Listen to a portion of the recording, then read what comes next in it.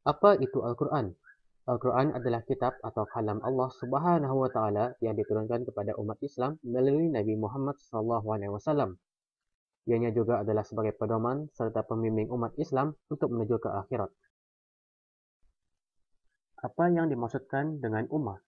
Perkataan ummah berasal daripada perkataan Arab yang membawa maksud masyarakat atau bangsa. Tapi secara lazimnya, ummah disebut sebagai masyarakat Islam yang ada dalam sebuah negeri ataupun tempat. Mengapa Al-Quran dikatakan sebagai kekuatan ummah? Ini kerana, satu, Al-Quran adalah satu petunjuk bagi kehidupan manusia.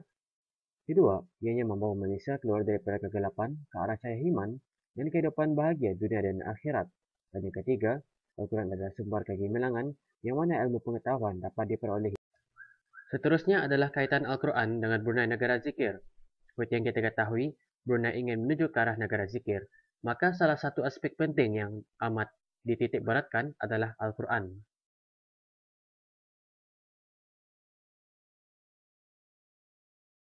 Beberapa kemajuan yang telah dibuat oleh Kerajaan Baginda Kebawah Maha Mulia bagi menyokong Al-Quran sebagai teras penting untuk mendirikan Brunei Negara Zikir. Di antaranya ialah satu, bertubuhnya Institut Tahfiz Al-Quran Sultan Haji Hassan Bolkiah.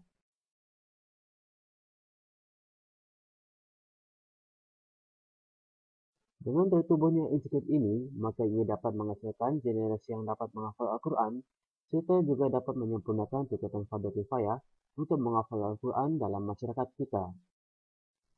Kedua, Akta Perintah Pendidikan Wajib Agama tahun 2012. Dengan adanya akta ini, maka akan banyak lahirnya generasi-generasi yang cari Al-Quran, yaitu generasi-generasi muda yang tahu membaca Al-Quran sejak kecil. Dan juga tidak akan ada lagi istilah tidak tahu membaca Al-Quran. Dan yang ketiga, diadakan majlis-majlis tilawah Al-Quran peringkat kebangsaan dan sekolah-sekolah. Dengan adanya majlis ini, maka ia dapat memupuk ummah supaya sedar tentang kecantikan dan kebesaran Al-Quran, serta juga supaya cinta kepada membaca Al-Quran. Majlis berkenaan juga dapat menyatukan ummah dengan menghasilkan persaingan membaca Al-Quran di antara satu sama lain.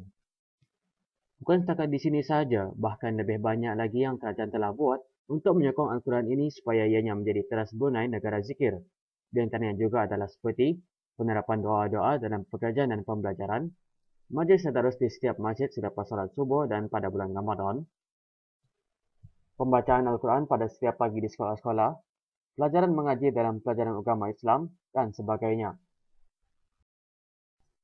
Secara kesimpulan, Al-Quran itu adalah teras kekuatan ummah kerana ia dapat menyatukan umat tidak kira umur dan bangsa. Al-Quran juga adalah sebagai tempat untuk meraih barakah daripada Allah Subhanahu wa Ta'ala.